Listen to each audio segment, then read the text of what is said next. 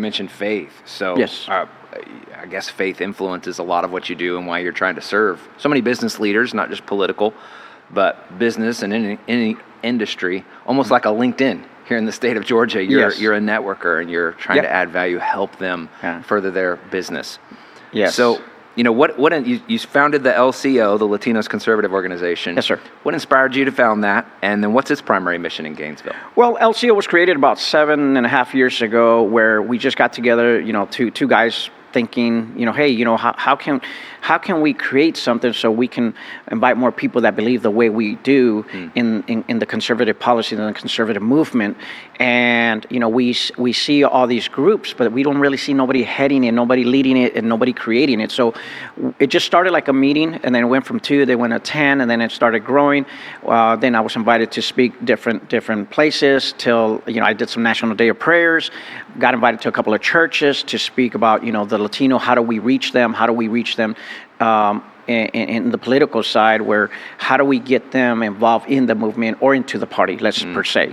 And I started meeting with business owners, Hispanic pastors, a lot of churches, and because I was not in ministry directly, like being a pastor, you have members and so forth. I was able to be invited and speak just on different issues, community, what affects the Latino and Hispanic community, not just in faith, but also in policies, in government, in schools, and in workforce, in the work environment. So Latino was created, just because we wanted to make sure that we could form a group of people that were concerned, that say, okay, what can we do to better and get people to know the truth? And it's sort of like church, We want people to know the truth, so we need to speak about the truth. Yeah. Well, you're involved in civic and political life, and you help the homeless community, and especially in Hall County, is that right? Correct.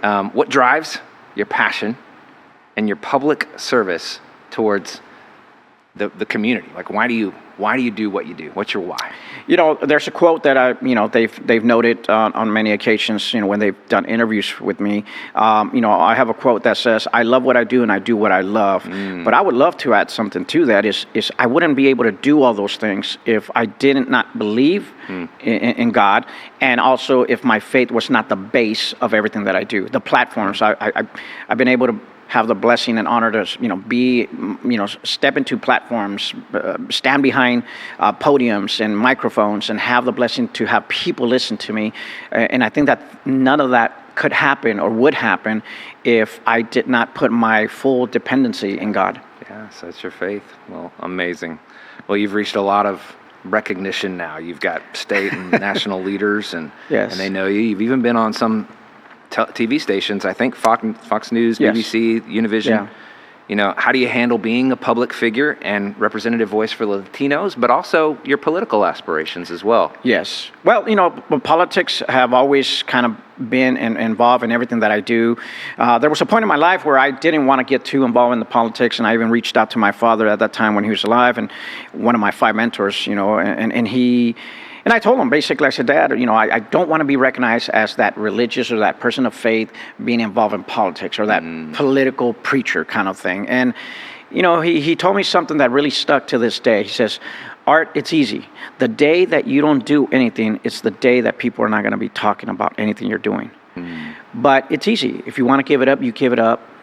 Because if you don't do it, and God has to locate you in places so you can be the voice, then he'll just choose someone else to do it, and that opened up my eyes, opened up my heart to say, there's a calling besides just ministry. There's a calling for me to speak to others, to bring the truth, not just in the word, but also to bring truth in policies, truth in business, and represent our Latino community, not only in my county, in my city, and not only in my state of Georgia, but also nationally. So I've been blessed to be able to do that. Yeah, I applaud you for that, and you're very strategic with how you place your faith and how you talk about your faith, and I love that you put in the biblical leadership principles and insert those, and then tie them back to the Bible. You're helping them know where it comes from. That's a beautiful thing. So your work often bridges the law enforcement and the gap between law enforcement and the Latino community. What's been the most impactful part of that whole effort, connecting those two things? There's a lot of law enforcement in my family, and I'm a true leader. I back the blue, like they say. But my contribution or my part has been always to be involved when there is some type of issue where there's either a Latino, Hispanic involved, whether there's a crime or something has been going on. Most recently, there was a young girl in the city of Gainesville, Georgia, Hall County, that I was asked to be part of a coalition or a committee as a leader, Hispanic leader, especially like in my backyard, Gainesville, Georgia. And I was part with a lot of other folks really promoting, advocating, bringing awareness of her disappearance and the way she disappeared. And she was found, 2 months later. And, I was just being a part of what I do, bringing awareness, working with churches, working with, Hispanic and Latino businesses in that city. So now in the state, and that was recognized as well with all my other work that I've done in that city and in the state of Georgia, my leadership, yes.